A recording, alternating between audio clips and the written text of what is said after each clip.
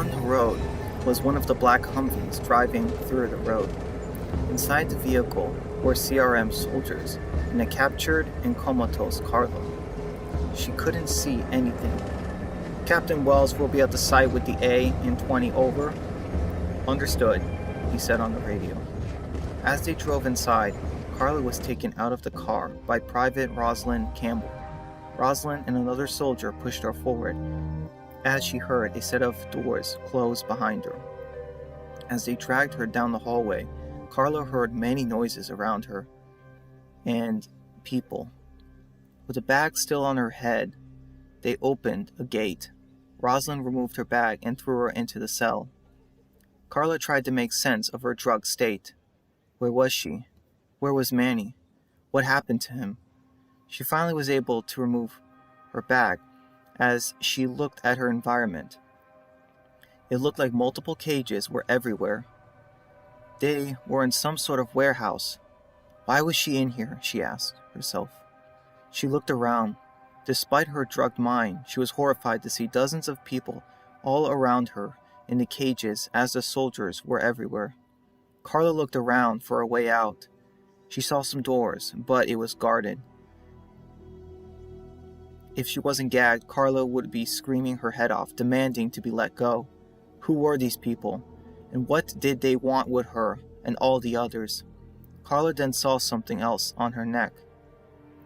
It was a name tag with the number A57. Why was she wearing it? They must have put it on her when she wasn't looking. But why? One thing she knew, however, there was no getting out of this place. At the mansion, Jeff was helping some of the other guards set up a tent for Dina. "Do you really think this is necessary?" he asked the others. "Peter told us to keep the girl safe, and his wife is in charge of her. Honestly, it makes sense. Whoever killed Talia and her son is still out there. It could be anyone in the house," he said. "What if it's someone from out there that sneaked in?" Jeff asked. "It's possible, but not likely. Separating her from the house is the best plan right now," they stated. After they finished setting it up, Sarah thanks the men. "How is she doing?" they asked. "She cries a lot," she told them. "It's understandable. I keep reading stories to her. It helps calm her down. She's so young. I don't think she really even understands what death really means," she told them. "Whatever sick bastard that killed that family is gonna get what he deserves," he stated. "Hell yeah. Enough of us have died as it is. No more," the guard stated. "Hey, you're from that neighborhood group, right?" they asked. "Yes, I was. Me and my family," he told them. "Are they still here?" he asked. "No, they're all dead now," he told them. "I'm really sorry to hear that. I guess no matter how bad things get, having our families makes things worth it in the end. I know what she's going through. Losing your family is the worst feeling in the world," he told them. As they looked, as Sarah was talking to Dan and Alexa, as they were bringing Dina to her. On the road, in the van, Rachel and Georgie were in the front driving as Tyler stayed in the back with the twins, looking at the massive food pile and the bag of guns he had. Tyler was looking at her book. "Be careful with that, okay?" Hilda said. Tyler looked at the book, titled A Future. "You really think anyone will use this someday?" he asked. "Of course. There's still got to be someone left in the future," she told him. Back to the front, Georgie then spoke to Rachel. "So what can you tell me about these people?" she asked. "I'm afraid I don't know very much," she stated. "Well, tell me what you can," she asked. "Well, the first thing we ran into them was actually before when we found this large cache of food and medical supplies at the University of Kentucky. We went there to be safe after our group was attacked the night prior. The thing was that the supplies we found had this weird 3-ring symbol on them, almost like a logo, which means those supplies belonged and were left behind by them," she stated. "I'm guessing they didn't appreciate you and your friends helping yourselves in your time of desperation to their valuable assortment of goods," she stated. Understatement of the last 2 years. When we got there, It was a massacre. They didn't even try to talk to us. They wanted to eradicate every single person in our group. We had widows and children with us, but they didn't seem to care in the slightest, she stated. That's horrible. Sometimes people just don't want to be found or helped in this world. They either don't, they want your help, or want to take from you. People are the greatest treasure and danger in this world, Georgie stated. So why do you do this? She asked Georgie. Pardon? She asked. Why do you go out there and look for people to help? I mean, it's dangerous. Aren't you worried about running into bad people out there? She asked. Of course I'm afraid. I would be foolish not to be. But I couldn't just stay back in our community and twiddle my thumbs, she stated.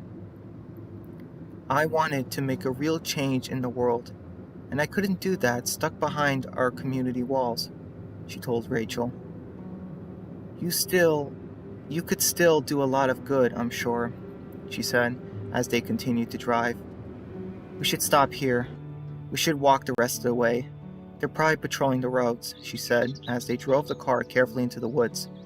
Let's cover this up, Rachel stated, as Tyler and the women all helped, getting lots of branches and cover the van with bush and brush. After they were done, Rachel turned to her brother. Georgie and I are going to check the area. We'll be back in 10 minutes, she told him. Are you sure, ma'am? She asked. I'll be okay with Rachel protecting me. How could I be any more safe? She asked. Rachel hugged his sister. I love you. Be safe, he told her. Don't worry, I'm coming back. Promise, she told him as they began to walk away in the woods together. In the woods, a bag was removed from his head as Manny was blinded by the sun. A large soldier stood above him. He noticed the soldier was getting closer to him. Why didn't you just kill me? He asked. I'm still deciding on that. What are you doing here? He asked him. What did you do with my friend? Manny asked. Your friend? Oh, right. Yeah, I killed him. Hope you weren't close, he stated. Manny got mad. If you hurt her, I swear! You'll kill me, right? I've said that many times before. The only difference is that I actually followed through with it. You're not the type, he said as a walker came towards him.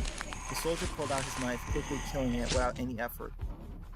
Quiet. You'll bring more of them on us. If you yell again, I might not kill it next time, he warned Manny. How long have you been following us? He asked Manny. 5 miles. Back we saw you leading the dead from there. What are you planning on doing with them? He asked. That's none of your concern. You should be more worried about yourself. You know, I never really knew what to make of you guys, but he was right. You are monsters. You don't value human life in the slightest, he stated. I answered your questions. Now where is my friend? What have you done with Carla? He asked. Wait, Carla? Yes. The soldier bent down. Carla Ramirez? He asked. Private Carla Ramirez, Benjamin asked. Yeah. Why does their name matter to you? Manny asked. Benjamin gave up the act. This is gonna come as a shock, but I'm not really one of them. My name is Benjamin Hunter, and Carla Ramirez is my best friend. We're from the same group, he revealed. Manny was shocked. What? No way, he stated. It's true. Then why are you wearing a CRM uniform? He asked.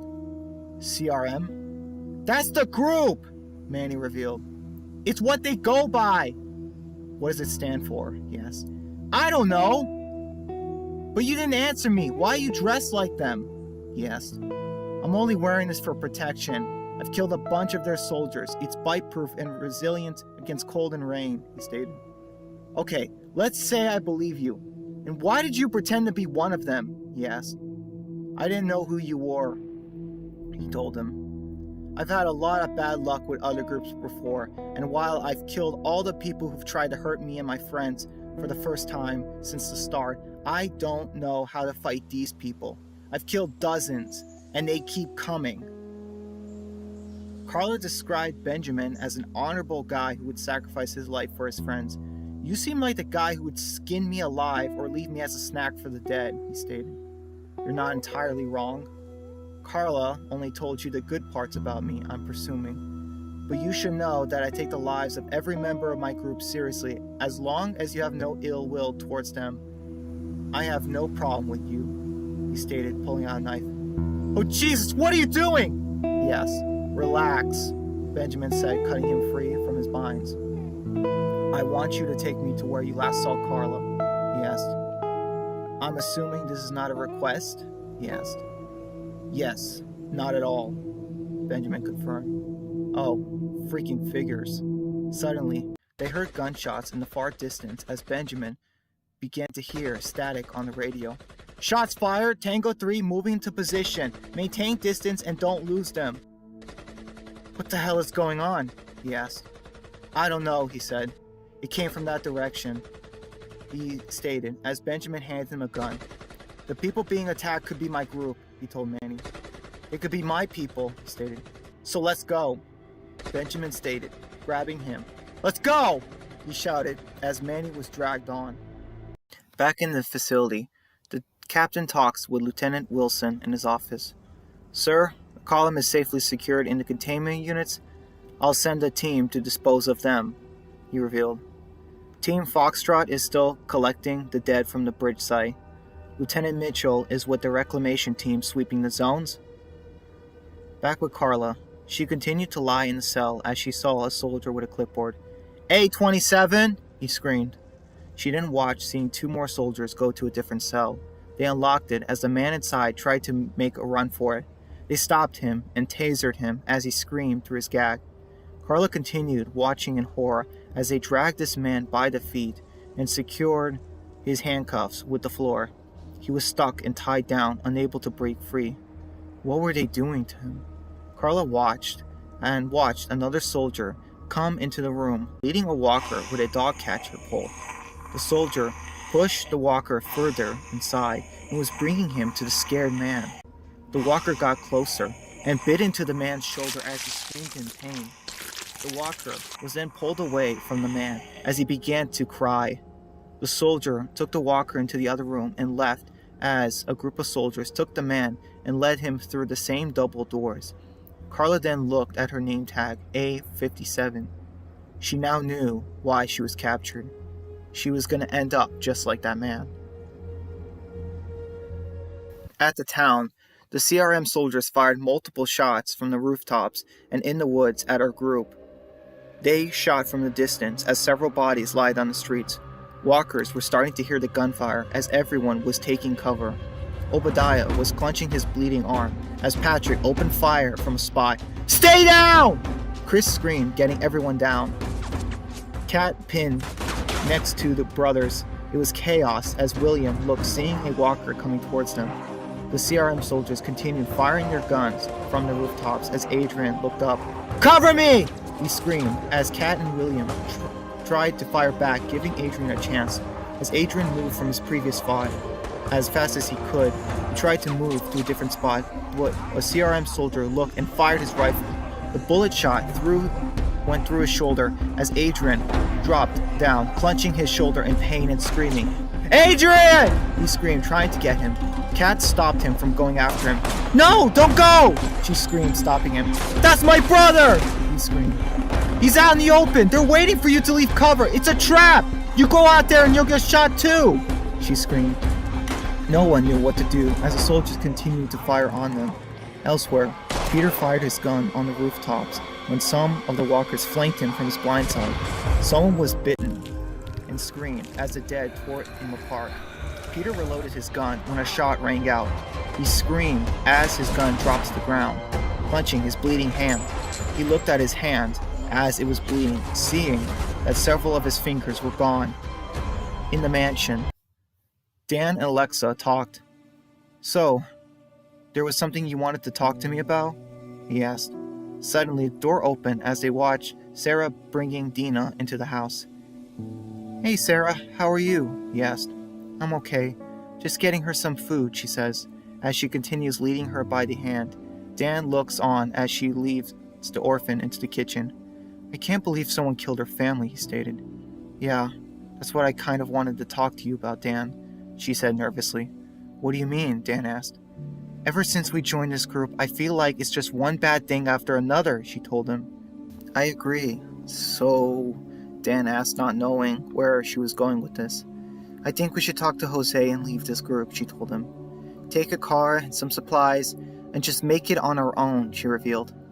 Dan was blown away by her words. So you just want to turn tails and run? Where will we even go? He asked. I don't know, maybe Texas? They have a lot of land and guns, she defended. Why do you want to leave? He asked. Because I feel like if we stay with them any longer, we're gonna die too. We lost Nathan, Trey, Omar, Isaac, and all the others, she stated. That was Xavier's fault. They chose to follow him after he attacked us that night. They betrayed us, Dan stated. They were scared, and now they're dead. I'm worried when Benjamin and the others will look at us and decide he doesn't need us anymore. I don't want to be here when he decides that, she stated. I can't believe you're thinking like this. Benjamin and them saved us. They've taken care of us. Yes, we lost a lot, but so have they.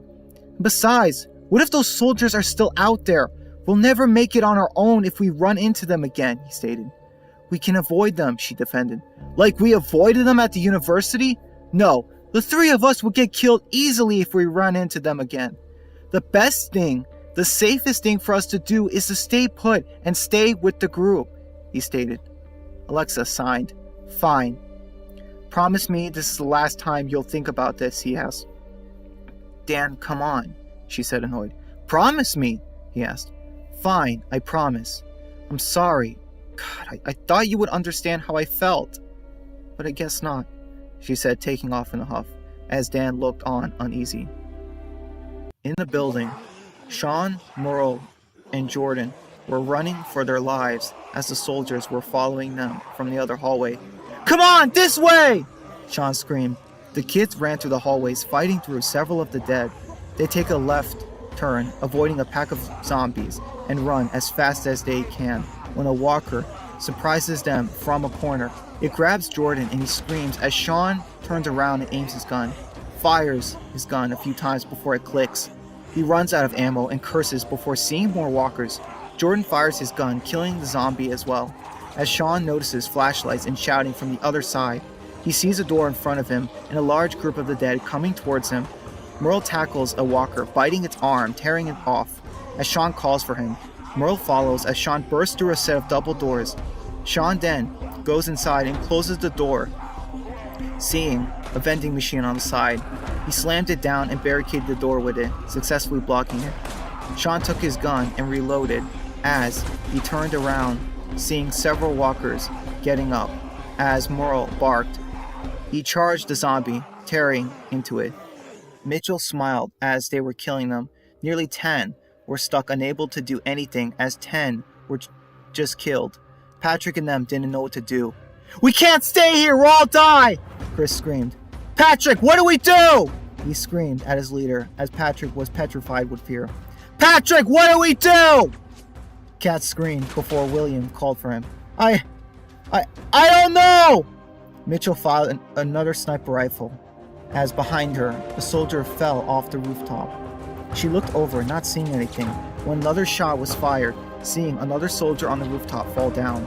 She saw it that time and was shocked as suddenly a soldier behind her was stabbed in the neck before the hostile fired her gun into her group. Mitchell ducked and ran. Squads, code 5, I repeat, code 5, unidentified hostile, fall back, I repeat, fall back now, she screamed. Manny arrived and shot multiple shots into them, drawing them back. The remaining soldiers ran off, taking all of their injured group members away into the trucks, as Benjamin tore off his helmet as he aimed his gun from the fleeing soldiers and specifically their vehicles. He aimed several shots, hitting one of the underside oil lines as it began to leak. Benjamin watched as they got out of firing range. He turned around and saw the walkers that came from all of the gunfire. Manny was covering Benjamin, killing the walkers. Hey, Ben, man, these Rotbacks want to have me for Sunday dinner. Care to let him in? He asked. Benjamin fired his gun, helping him kill the rest of the walkers as they went into the town to help the others. Look over there! He said, pointing next to Patrick, and he saw the remaining walkers were killed. Patrick, Chris, and Kat all joined in killing the zombies around them. As they all worked together, they ran out of ammo and instead used their knives, stabbing the dead. As they finished off the last of the infected, they all breathed heavily. Patrick looks around. Adrian? Son? He asked. Patrick then sees Manny, and then sees Benjamin behind him. As soon as Patrick saw his uniform, he pulls out his gun. Who the hell is this? Manny, what are you doing with him? He asked. Benjamin pulled his gun right back at him. Someone who just helped save your life. So I advise you to put the gun down now. Bad idea threatening me in front of my people, Patrick told him. Worse idea pointing a gun at me. The last person who did that died a horrible death, he warns him. Patrick, stop! Manny screamed. This is Benjamin. He's one of Carla's people, he told him. Then what's with the suit? He asked. He's wearing it for protection. He used it to get close enough to kill them, he defended. Patrick lowered his gun as Benjamin did the same. Chris then takes off running. Jordan? He screams, running into the building. What happened? He asked. His son and another kid went into that building, he revealed. Benjamin then went after him. Hey, where are you going? They asked, but Benjamin ignored him. He follows after him. As they go through hallways, Benjamin asked Chris, Jordan is your son? He asked. Yes, help me look for him, please! He asked. Chris didn't even see his uniform. What about the other kid? He asked, but Chris didn't answer. They saw numerous dead walkers everywhere and bullet casings. Benjamin picked up a gun lying on the floor. He checked it. It still has ammo, he told Chris. That's the gun I gave to my son, he said, holding it. Come on, he said. Benjamin looked, seeing a group of double doors. He pushed on them, but they were blocked. Hey, help me with this, he asked. Chris ran forward and helped Benjamin as they pushed on the doors, making a loud sound. Benjamin and Chris crawled through and looked, seeing a vending machine that was behind the door. They heard growling, and a shot was fired against them. Benjamin and Chris looked, seeing Sean aiming the gun. Benjamin? Oh God, I'm so sorry, he cried. Benjamin smiled. Sean, are you okay? He asked. You're with them? What happened? He asked. It's a long story, he said when Chris grabbed him. Sean, where's Jordan? Where's my son? He asked. They took him, he revealed as Chris looked devastated. Several minutes later, Benjamin and the others lined up around the table. Okay, so I've been scouting and watching your movements for days. Helicopters and Humvees heading north from Wolfe County and east of Montgomery. Their vehicles don't contain any canisters of gasoline, so they use at most 25 gallons from going back and forth trips. If I cross-reference all the areas the helicopters headed in, I'm thinking that puts them somewhere in Morgan County, he told him. How sure are you that they're in that area? Patrick asked. Very sure. Trust me. I want to get my friend back just as much as you want to get your son back, he told him. Patrick nodded. So, we need someone to go back to the mansion and get more fighters. I'll go. I just need someone to show me where it is, Benjamin asked. William stepped forward. I'll go with him. I need to tell Mom about what happened, he stated. Patrick hugged his son. Be safe. I love you, Patrick told his son. I'm going too, Sean said. Okay, I think someone should go and get that herd Manny found, he stated. I'll go with him. Watch his back, Kate offered. Thank you, Manny said. Okay, so one group heads into Maytown and scouts where they came from. Another group gets the herd so we can use it as a distraction, while me, Sean, and William go back and get the others, he stated. Benjamin then pulled Patrick aside. Listen, I know we just met, but I have to ask you, are you people ready for this? He asked. My son was taken by these bastards. I lost another 10 of my people. My people haven't done an attack like this ever before, but they're capable, Patrick told him. That's good, because I want to warn you, me and my people have been dealing with hostile groups since the very start.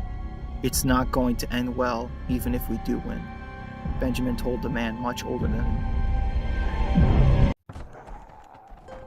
Elsewhere, Manny and Kat arrived at the shipping containers. They see a massive assortment of black shipping containers. Wow, so those soldiers really brought them here? She asked. Yeah, this is where they took Carla and almost got me, he stated. Kat heard all of the infected in the containers and saw one trying to get in. She stabbed it. I can't believe I let Adrian get kidnapped, she stated. Hey, you did all you could. You can't blame yourself. I could have done something, she stated. And you will. Fighting wasn't your thing. This is. Helping me lead this herd to Clark County, and we'll get him back. We'll get them all back. You've dealt with these people before. Do you think killing them will make things worse or better? She asked. I don't know how to answer that. Maybe if you had a coin? He asked. No, she stated. That would be weird, she said. Yeah, it would. I don't know if this is going to be the right call 2 hours from now, but right now, it's the only option we've got, he stated. Alright, so what's the plan? She asked. What do you mean? He asked. I mean, how do we get the dead out of these boxes and get them to follow us? She asked. I don't know. I was hoping you had an idea, he stated as she facepalmed. Benjamin and Sean were driving back, making it to the outside of the mansion. As Benjamin parks and turns off the Humvee, he pats Merle on the head. Hey, do you want to talk about it? He asked.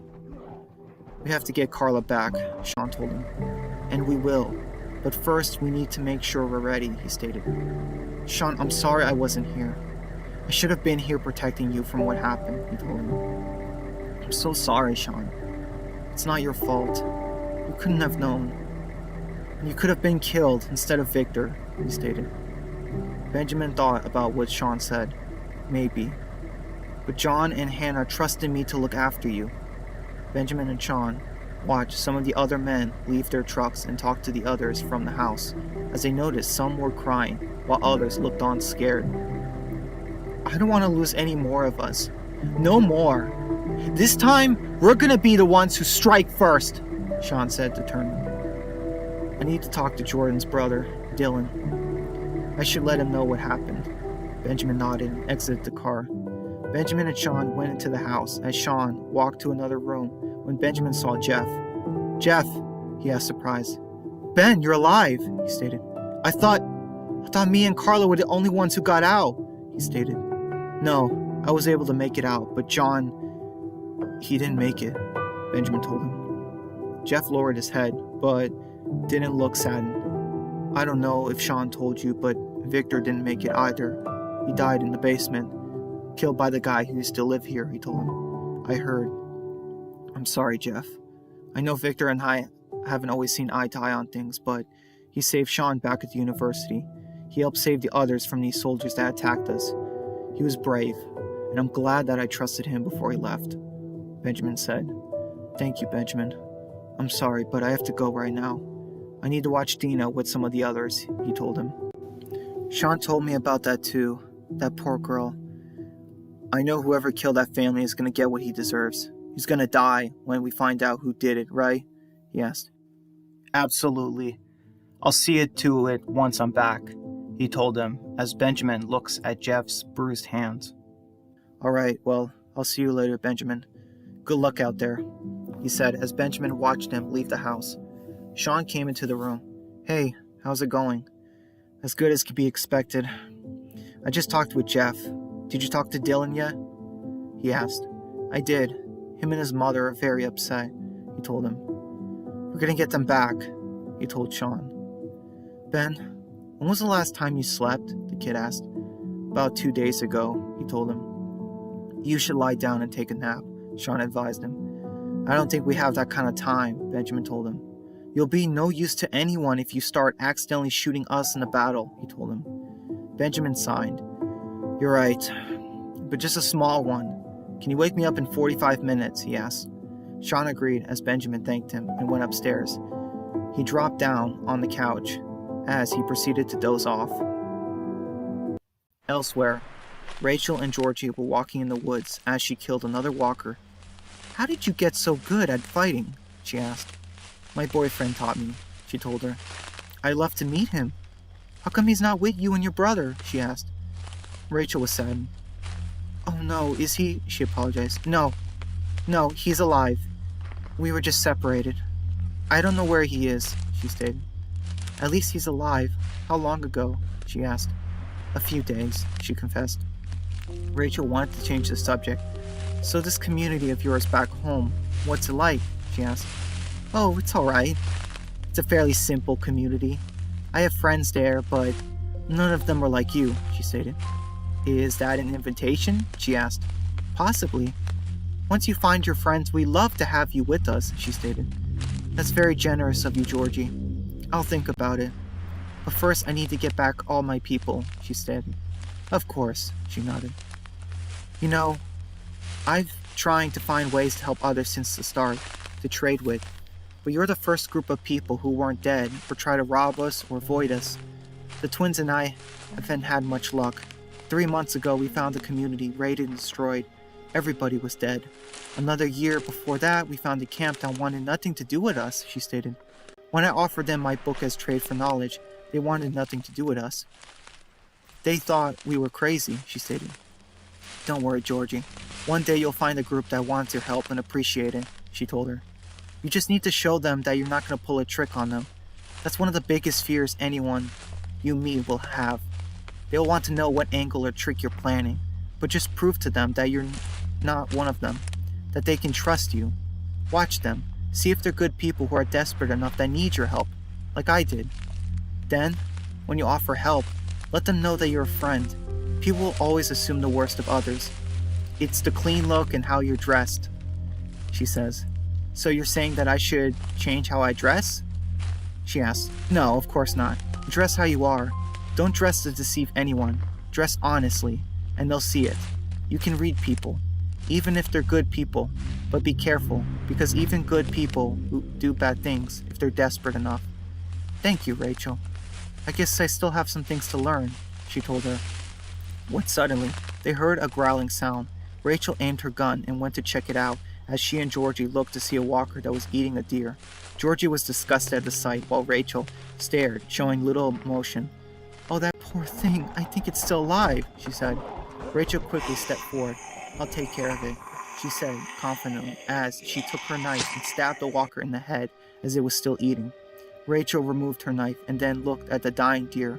Georgie covered her mouth uncomfortable as Rachel pulled out her suppressed pistol and shot the deer right in the head, not saying a word. The poor thing. At least it's not suffering anymore, Georgie said. Rachel then remembered the day she and Benjamin went into the woods and he killed the deer in front of her, putting it out of its misery when she was too weak. She was now the strongest that she's ever been in her life. We should head back, she told Georgie, walking away. Meanwhile, Victor was in the street killing the infected when he hears something. One of the walkers was peeking right in front of him. It should have been you, she said. Victor screamed and tackled the walker, stabbing him in the chest. What did you say? He screamed. He was shaking and stabbing the walker uncontrollably as it only growled, not speaking anymore to him. He then stabbed the zombie, finally killing him. Afterwards, he began to cry. Victor then positions himself behind the car.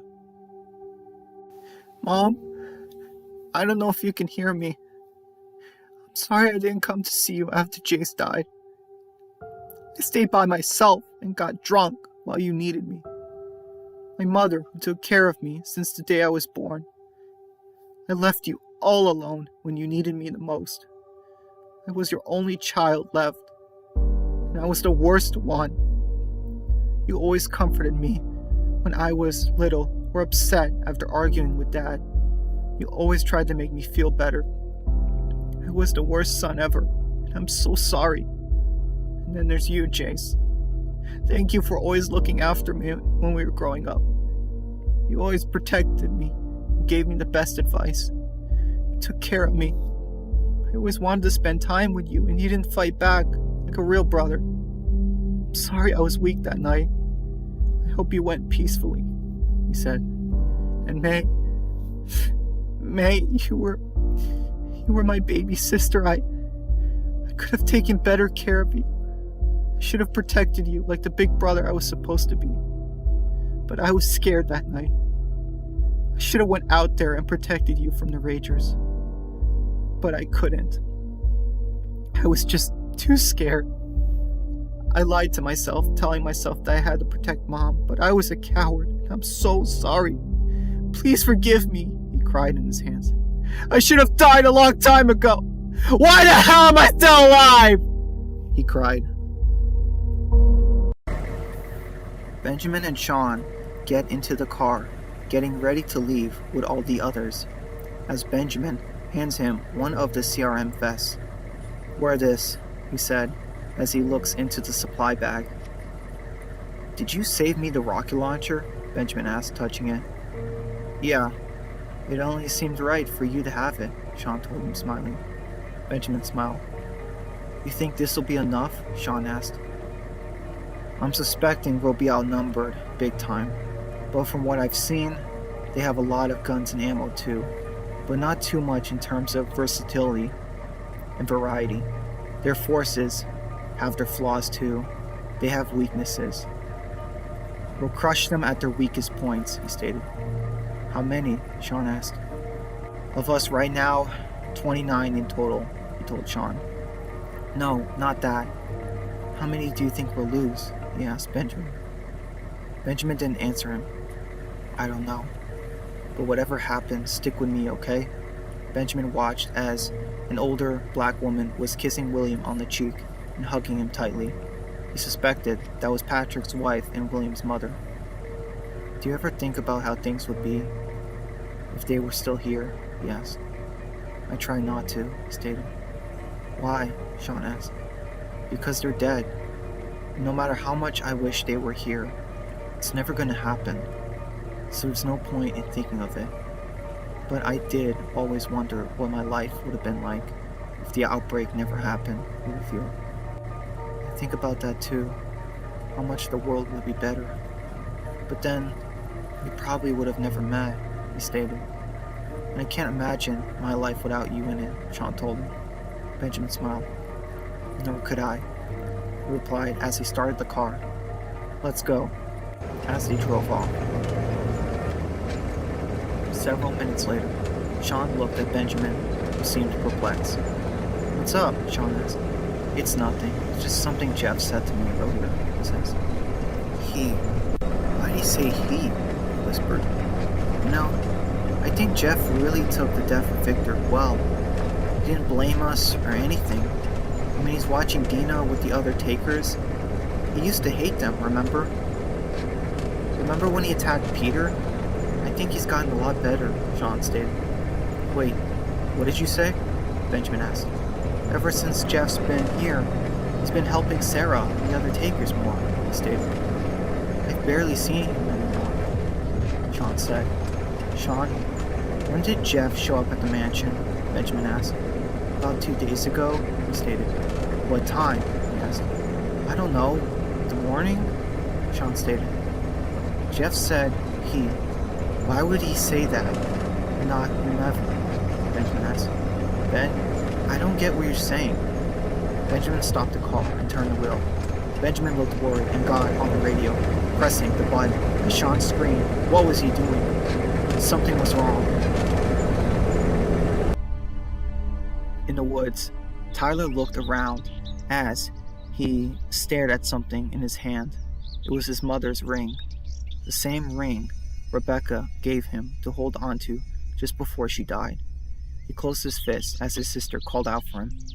"I'm coming," he said, walking with her as he held onto their guns. "Hey, I never got to thank you for saving me back at the university, so thank you," he told her. "You don't have to thank me for saving you, Tyler. I would do that again 1,000 times, she said. "You've always been taking care of us, but I want to do the same for you. I want to be strong like Benjamin so I can protect you, Sean, and pay you back for everything you've done for me," he stated. Rachel placed her hand on her brother's shoulder. "Tyler, you don't owe me anything," she told him. "Neither you nor Rebecca," she stated. "Did you read Rebecca's letter?" he asked. "I did," Rachel said. "Can you tell me about it?" he asked. "Rebecca said I was strong and brave. She wanted me to be happy with Benjamin. I'm going to miss her every day for the rest of my life. But I'm going to do the exact same thing I've always been doing. I'm going to live for her and you," she told him, not counting him out. Tyler was holding onto the ring behind him. "Rachel, Shh!" she interrupted. "Do you hear that?" she asked as they stayed hidden. As both siblings looked around and saw the facility, it was a massive warehouse with lots of guards. They saw a garage door open as a fleet of Humvees left the building. They watched as the soldiers left the compound and go past them on the road. Rachel and Tyler watched hidden in the woods as they looked on. "What are they up to?" Rachel asked. Benjamin and Sean were running in the woods as Morrow barked loudly. Benjamin then sees the tent was destroyed as an injured Sarah was lying on the ground. Benjamin finds Sarah bleeding and helps her up.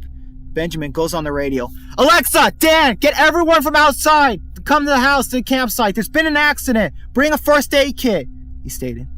What happened?" they shouted. "Just do as I say and get over here now," he asked. Benjamin was holding the rag onto Sarah's head as she came up. "Sarah, what happened?" he asked as she looked at him. I don't know," she stated. "I think I was just watching Dina asleep and then, I don't know," she stated. "All right, don't move. You're going to be okay," he stated. "Sean, watch her for me," he ordered. "Merle, guard," he said, getting up and leaving. "Wait, where are you going?" Sean asked as Benjamin took off. Benjamin ran in the woods as fast as he could, killing several walkers in the woods. He then saw another walker, seeing that it was a fresh one. It was a fresh walker recently turned. He recognized him from Peter's group as one of the takers. He stabbed it through the eye and pushed into the eye, killing it. Sean looked for Benjamin in the woods with Merle when he saw blood on the grass and then a walker right in front of him. He aimed his gun before firing, killing the reanimated taker. Benjamin hears the gunshot and takes the radio. "Sean, are you okay?" he asked. Suddenly, he heard a gun cock. "Don't turn around," Benjamin heard a voice say, but he recognized it. "Drop the walkie and toss your gun away," someone ordered him. Benjamin was surprised, but didn't look scared. "Do it!" he ordered, as Benjamin dropped his walkie and tossed his gun several feet away from him. Benjamin heard a small whimper. Benjamin slowly raised his hands and began to turn around. Benjamin looked on indifferent, seeing him. He saw the man holding Dina hostage, aiming the gun at him as she was crying. "It was you. I knew it was you. You killed them!" Benjamin said in anger as Jeff continued to hold the gun on him. 2 days prior, Talia was walking in the woods with Eddie as he smiled watching the birds. "Mom, look at the birds," he asked. "Yes, they're very pretty, dear," she said, hearing a noise behind her.